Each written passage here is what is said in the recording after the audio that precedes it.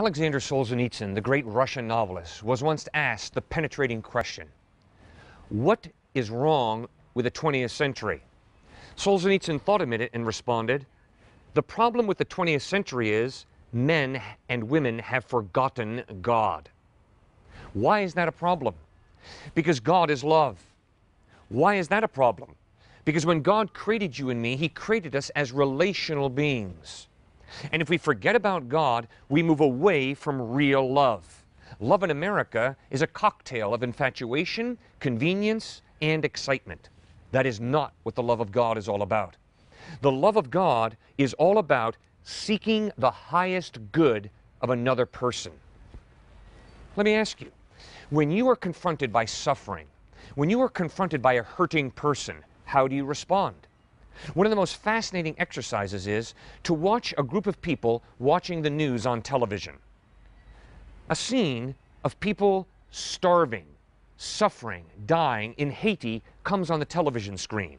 It is absolutely fascinating to watch the different responses in the people in that room. Some of them might even begin to weep, but their weeping doesn't produce action. Their understanding of love is, it's just a sentiment. And when I'm confronted by suffering people, if I weep, that's doing something. No, it's not. It's not doing a thing. And it doesn't solve anything. To love, according to Jesus Christ, is to seek and to work for the highest good for other people. That's why Jesus told the parable of the Good Samaritan in Luke chapter 10. Jesus told about a Jewish man going on a difficult mountainous road. Suddenly, criminals swept down, knocked him off his horse, robbed him, beat him, and left him in a puddle of blood on the side of the road. Then Jesus said, a very religious man came along. He saw the Jew lying in a puddle of blood on the side of the road.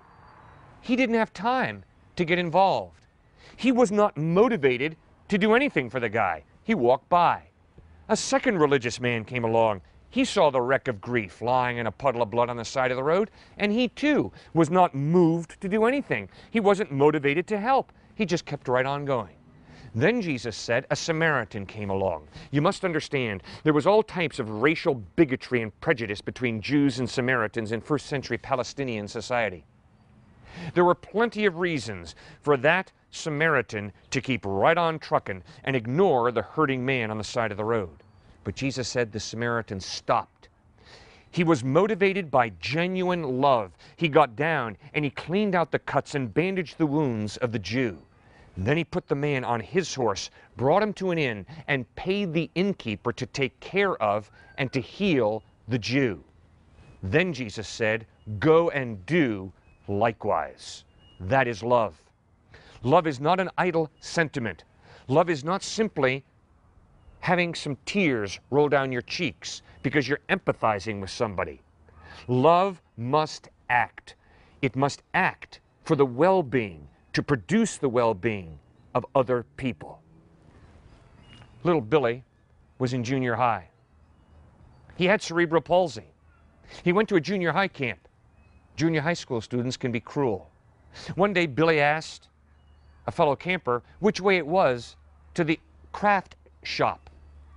And the junior high school kid twisted his body like a pretzel, like he had cerebral palsy, and pointed in 100 different directions and said, it's that way. He got a laugh out of it.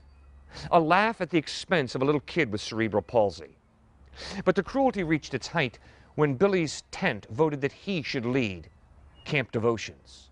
They knew that Billy would stutter and make a fool of himself in front of the entire camp, and they thought it would be hilariously funny to watch that take place. The chapel began. Billy stood up at the back and began his long, spastic walk down the aisle. Kids began to laugh. When Billy reached the front of the chapel, he turned around, looked those fellow campers in the face, and began his speech.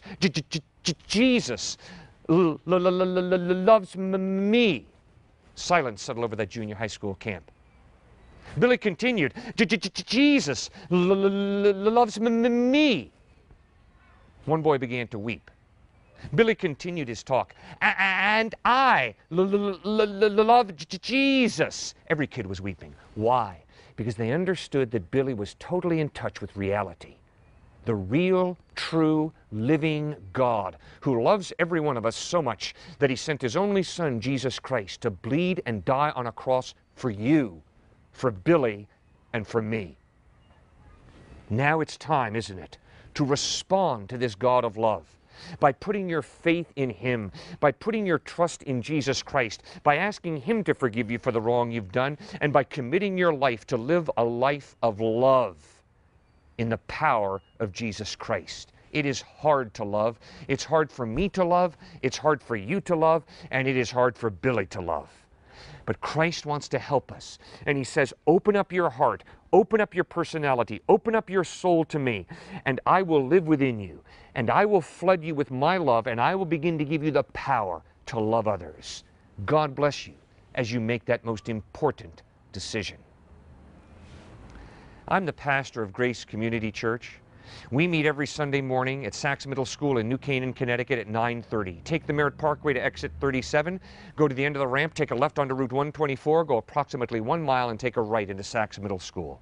I'd love to personally invite you to join us this Sunday, 9:30 for our worship service. Thanks for joining us for these few minutes. Have a great day. Don't waste my time. Tell it to me straight. The truth is getting hard to find. I have objections to what I've learned.